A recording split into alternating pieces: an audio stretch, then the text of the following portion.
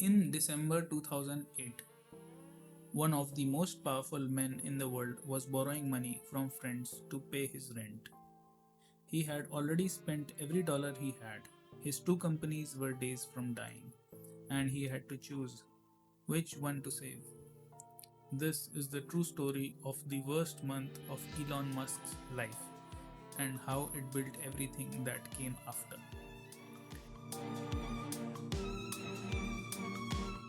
To understand December 2008, you need to go back to 2002. That year, eBay bought PayPal for $1.5 billion. Elon Musk, who was the largest shareholder, walked away with roughly $180 million after tax. Most people would have bought a mansion and retired. Musk did something different. He split the money between two companies he was starting from scratch, both of them in industries that hadn't seen a successful new entrant in decades. The first was Tesla. In 2003, nobody in Detroit took it seriously. Electric cars were golf carts. The idea that a startup with no manufacturing experience could compete with Ford and GM was considered a joke. The second was SpaceX. Musk wanted to build the first privately funded rocket to reach orbit. NASA insiders called it suicidal. Three aerospace veterans he hired told him directly the rocket would never fly. Between 2002 and 2008, Musk poured his entire PayPal fortune into both companies. By that time 2008 arrived, he had almost nothing left in his personal account. 2008 was supposed to be the year everything came together. Instead, it became the year everything fell apart at the same time. In August 2008, SpaceX launched its third rocket, the Falcon 1. It failed again.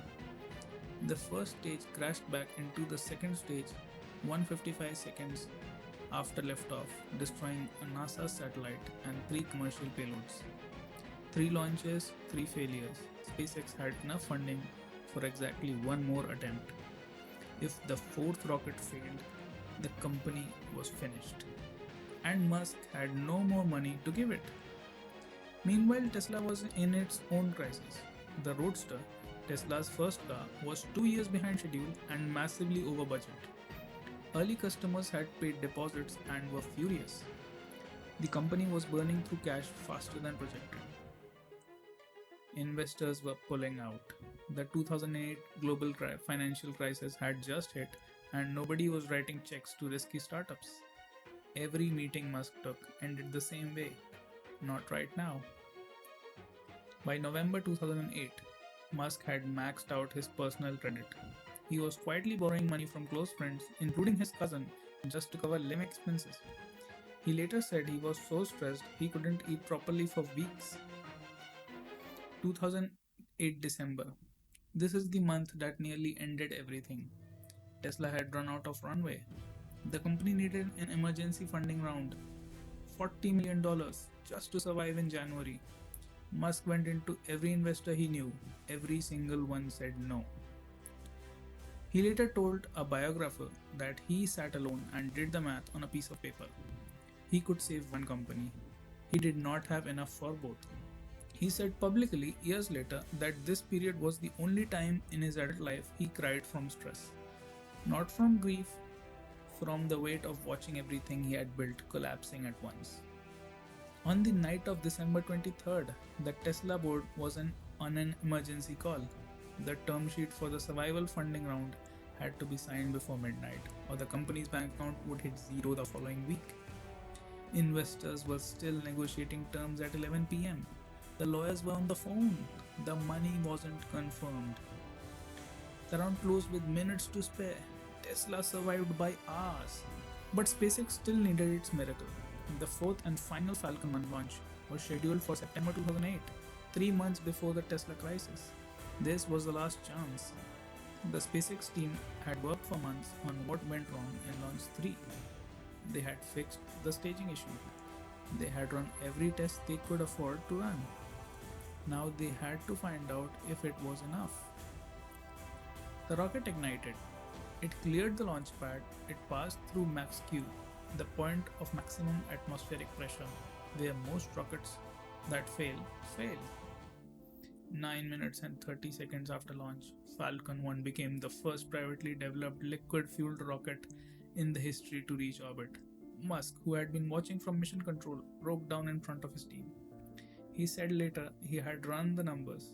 If that rocket had failed, SpaceX would have been shut down within months. Here is what the survival of both companies in December 2008 eventually became.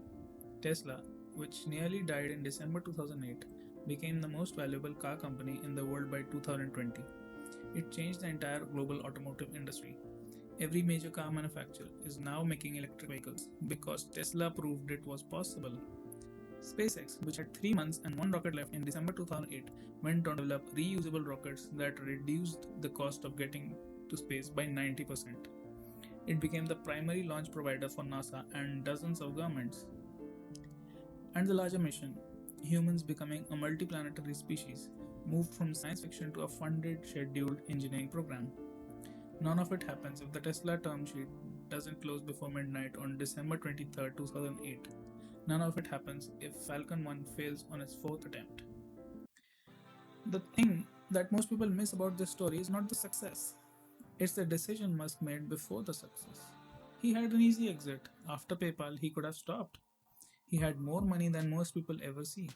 Nobody would have judged him for choosing security.